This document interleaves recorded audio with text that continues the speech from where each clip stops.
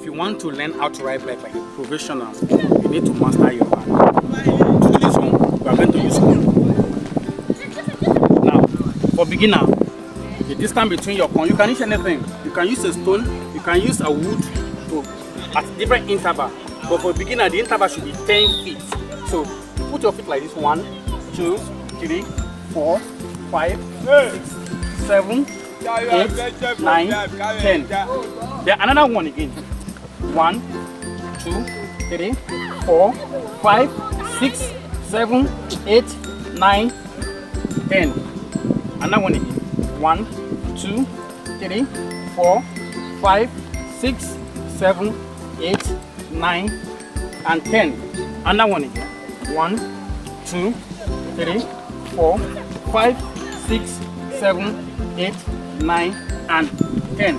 Another one again. 1, 2, 3, 4, 5, 6, 7, 8, 9, and 10. Why are we doing this? So that you will learn how to maneuver with just a single gear.